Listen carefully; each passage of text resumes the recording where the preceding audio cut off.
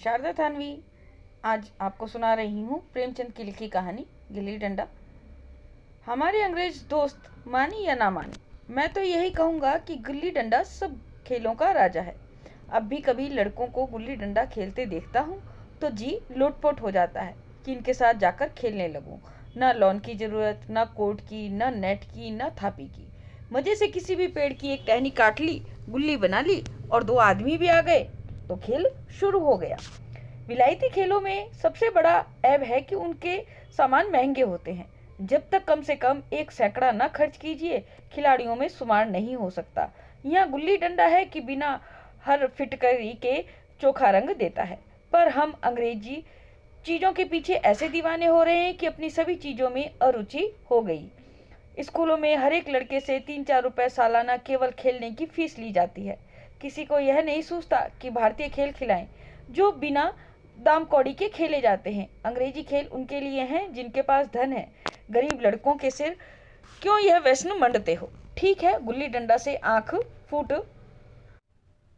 जाने का भय रहता है तो क्रिकेट से सिर फूट जाने का, तिल्ली फट जाने का, टांग टूट जाने का भय नहीं रहता। अगर हमारे माथे में गुल्ली का दाग आज तक बना हुआ है तो हमारे कई दोस्त ऐसे भी हैं जो थापी को वैसाखी से बदल बैठे। यह अपनी अपनी रुचि है। मुझे गुल्ली ही सब खेलों से अच्छी लगती है और बचपन की मीठी स्मृतियों में गुल्ली ही सबसे मीठी है।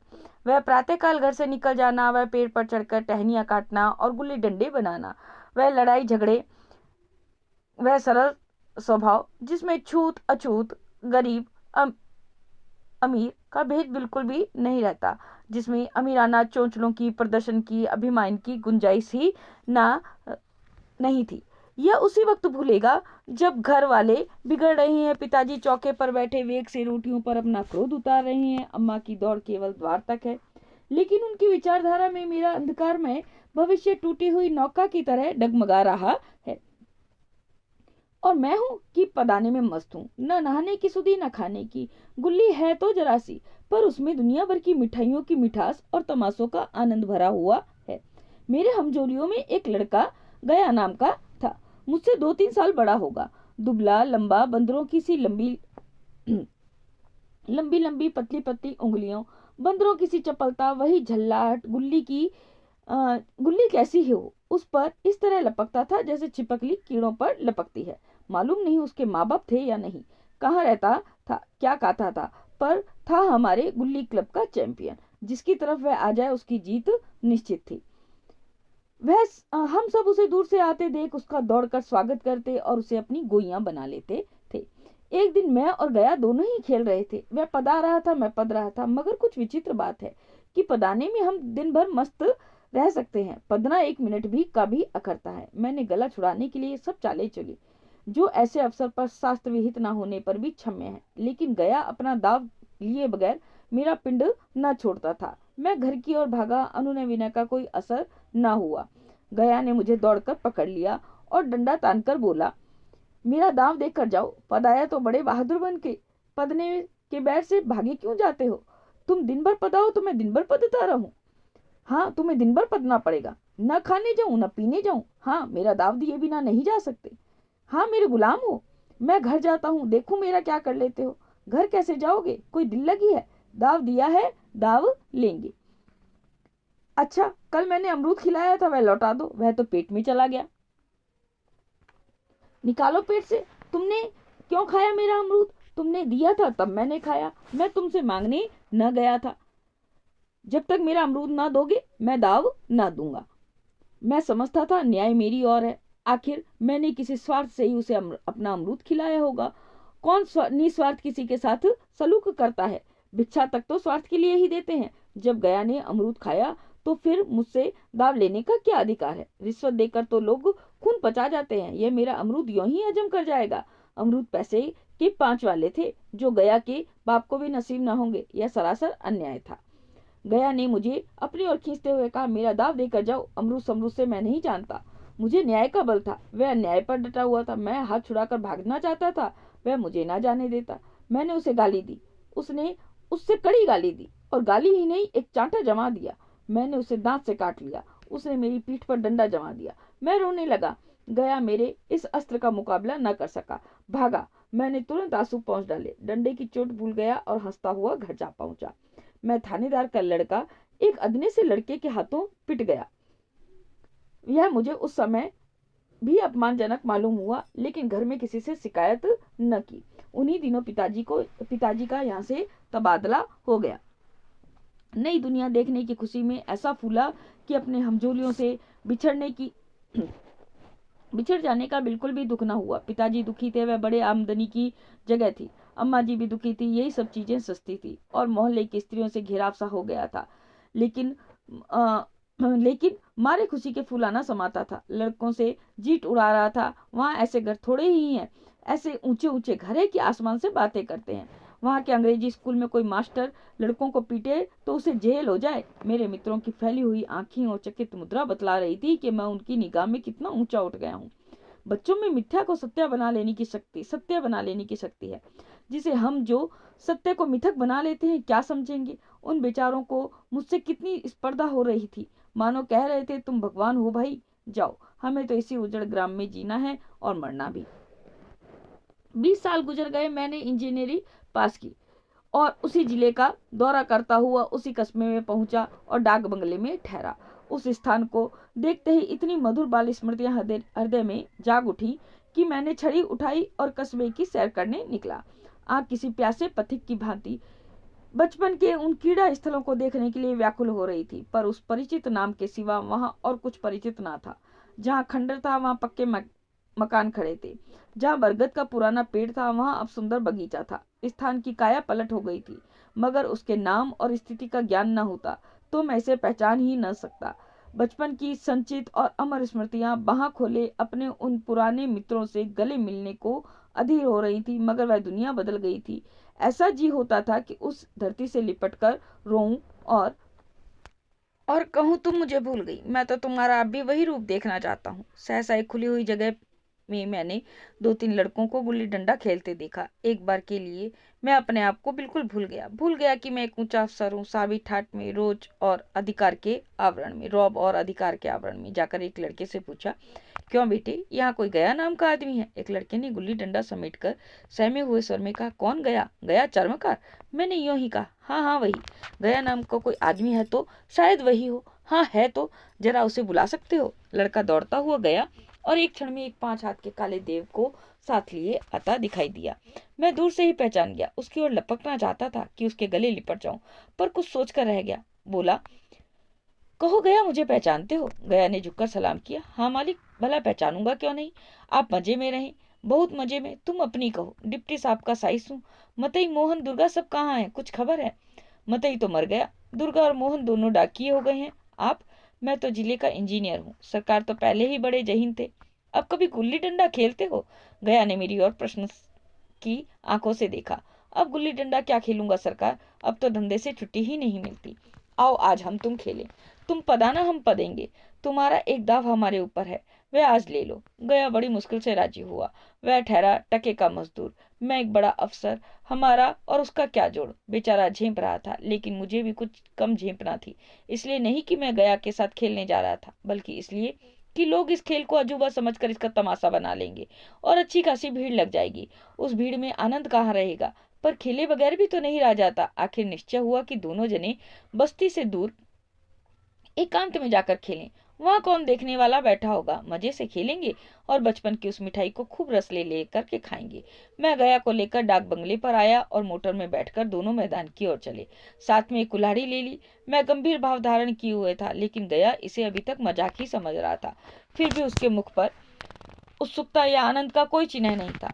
शायद वह हम दोनों में जो अंतर हो गया था वही सोचने में मगन था। मैंने पूछा, तुम्हें कभी हमारी याद आती थी गया? सच कहना। गया झेपता हुआ बोला, मैं आपको याद करता हजूर किस लायक हूँ। भाग में आपके साथ कुछ दिन खेलना बदा था, नहीं मेरी क्या गिनती। मैंने कुछ उदास होकर कहा, लेकिन मुझे तो बराबर तुम्हारी याद आती थी। तुम्हारा वह डंडा जो तुमने तान कर जताया था, याद है ना? गया ने पछताते हुए कहा, वह लड़कपन था सरकार, उसकी याद ना दिलाओ। वह मेरे बाल जीवन की वह सबसे रसीली याद है। तुम्हारे उस डंडे में जो रस था वह अपना तो आदर सम्मान में पाता हूँ, न धन में। कुछ ऐसी मिठास थी उसमें कि आज तक उससे मन मीठा मीठा होता रहता है। इतनी देर में हम बस्ती से कोई 3 मील निकल आए।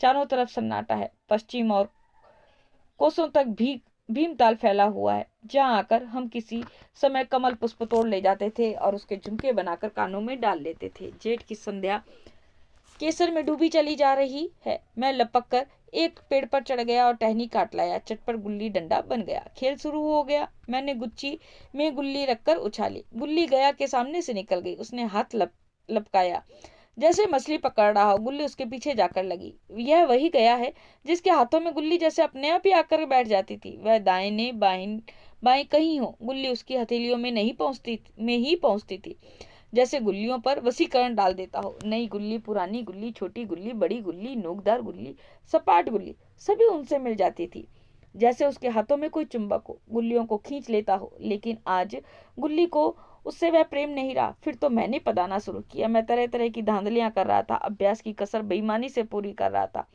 हुच जाने पर भी डंडा खेल जाता था। हालांकि शास्त्र के अनुसार गया की बारी आ जानी चाहिए थी। गुल्ली पर ओछी चोट पड़ती और वह जरा दूर गिर पड़ती तो मैं झपट कर उसे उठा लेता, दोबारा टांड लगाता। गया वह सारी बेकायदियां देख रहा था, पर कुछ ना बोलता था, जैसे उसे वह सब कायदे कानून भूल गए। उसका निशाना कितना अचूक था। गुल्ली उसके हाथ से निकलकर टन से डंडे पर आ लगती थी। उसके हाथ से छूटकर उसका काम था डंडे से टकरा जाना। लेकिन आज वह गुल्ली डंडे में लगती ही नहीं। कभी दाहिने जाती, कभी बाएं, कभी आगे, कभी पीछे। आध घंटे पदाने के बाद एक बार गुल्ली डंडे में आ लगी। मैंने धांधली की। गुल्ली डंडे में नहीं लगी, बिल्कुल पास से गई, लेकिन लगी नहीं। गया ने किसी प्रकार का असंतोष नहीं प्रकट किया। न लगी होगी। डंडे में लगती तो क्या मैं बेईमानी करता? नहीं भैया, तुम क्या बेईमानी करोगे? बचपन में मजाल था कि मैं ऐसा घपला करके जीता बचता, यही गया गर्दन पर चढ़ बैठता। लेकिन आज मैं उसे कितनी आसानी से धोखा दिए चला जाता था। गधा है, सारी बातें भूल गया। सहसा गुल्ली फिर डंडे से लगी, और इतनी जोर से लगी जैसे बंदूक छूटी हो। इस प्रमाण के सामने अब किसी तरह की धांधली करने का साहस मुझे इस वक्त भी ना हो सका। लेकिन क्यों ना एक बार सबको झूठ बताने की चेष्टा करूं। मेरा हरज ही क्या है? मान गया तो वाह वाह, नहीं तो दो चार हाथ पदना ही तो पड़ेगा। अंधेरे का बहाना करके जल्दी से गैल छुड़ा लूंगा। फिर कौन दाव देने आता है? गया ने विजय के उल्लास के साथ कहा। लग गई, टन से बोली। मैंने अनजान बनने की चेष्टा करके कहा, तुमने लगते देखा? मैंने तो नहीं देखा, टन से बोली है सरकार। और जो कोई ईंट से लग गई हो। मेरे मुख से यह वाक्य उस समय कैसे निकला, इसका मुझे खुद आश्चर्य है। इस सत्य को झुटलाना वैसा ही था जैसे दिन को रात बताना। हम दोनों ने गुल्ली को डंडे में जोर से लगते देखा था, लेकिन गया ने मेरा कथन स्वीकार कर लिया। हाँ, किसी ईंट से लग गई होगी। डंडे में लगती तो इतनी आवाज ना आती। मैंने फिर पदाना शुरू कर दिया, लेकिन इतनी प्रत्यक्ष धांधली कर लेने के बाद गया की सरलता पर मुझे दया आने लगी। इसलिए जब तीसरी बार गुल्ली डंडे में लगी तो मैंने बड़ी उदारता से दाव देना तय कर दिया। गया ने कहा, अब तो अंधेरा हो गया भैया, कल पर रखो। मैंने सोचा कल बहुत सा समय होगा, यह न जाने कितनी देर पदाए, इसलिए इसी वक्त मुंह आमला साफ कर लेना अच्छा होगा। नहीं नहीं, अभी बहुत उजाला है, तुम अपना दाव ले लो।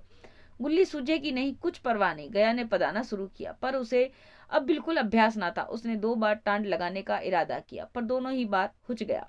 1 मिनट से कम में वह दाव पूरा कर चुका था। बेचारा घंटा भर पदा, पर 1 मिनट में ही अपना दाव खो बैठा था। मैंने अपने हृदय की विशालता का परिचय दिया। एक दाव और खेल लो, तुम तो पहले ही हाथ में हुच गए। नहीं भैया, अब अंधेरा हो गया, तुम्हारा अभ्यास छूट गया, कभी खेलते नहीं? खेलने का समय ही कहाँ मिलता है भैया। हम दोनों मोटर पर जा बैठे और चिराग जलते जलते पड़ाव पर पहुंच गए। गया चलते चलते बोला, कल यहाँ गुल्ली डंडा होगा, सभी पुराने खिलाड़ी खेलेंगे, तुम भी आओगे जब तुम्हें फुर्सत हो, तभी खिलाड़ियों को बुलाऊं। मैंने शाम का समय दिया और दूसरे दिन मैच देखने गया। कोई 10-10 आदमियों की मंडली थी। कई मेरे लड़कपन के साथी भी निकले। अधिकांश युवक थे जिन्हें मैं पहचान न सका। खेल शुरू हुआ। मैं मोटर पर बैठा बैठा तमाशा देखने लगा। आज गया का खेल, उसका वह नैपुण्य देखकर मैं चकित हो गया। टांड लगाता तो गुल्ली आसमान से बातें करती। कल किसी वह झिझक, वह हिचकिचाहट, वे बिदिली आज न थी। लड़कपन में जो बात थी आज उसमें उसने प्रौढ़ता प्राप्त कर ली थी। कहीं कल इसने मुझे इस तरह पदाया होता तो मैं जरूर रोने लगता। उसके डंडे की चोट खाकर गुल्ली 200 गज की खबर लाती थी। पदने वालों में एक युवक ने कुछ धांधली की। उसने अपने विचार में गुल्ली लपक ली थी। गया का कहना था कि गुल्ली जमीन में लगकर उछली थी। इस पर दोनों में ताल ठोकने की नौबत आ गई। युवक दब गया। गया का तमतमाया हुआ चेहरा देखकर डर गया। अगर वह न दब जाता तो जरूर मारपीट हो जाती। मैं खेल में न था, पर दूसरों के इस खेल में मुझे वही लड़कपन का आनंद आ रहा था जब हम सब कुछ खेल कर सब कुछ भूलकर खेल में मस्त हो जाते थे। अब मुझे मालूम हुआ कि कल गया ने मेरे साथ खेला नहीं, केवल खेलने का बहाना किया। उसने मुझे दया का पात्र समझा। मैंने धांधली की, बेईमानी की, पर उसे जरा क्रोध न आया, इसलिए कि वह खेल ना रहा था, मुझे खिला रहा था, मेरा मन रख रहा था। वह मुझे पदाकर मेरा कचूमर नहीं निकालना चाहता था। मैं अब अफसर हूँ, यह अफसरी मेरे और उसके बीच में दीवार बन गई है। मैं अब उसका लिहाज पा सकता हूँ, अदब पा सकता हूँ, साचर्य नहीं पा सकता।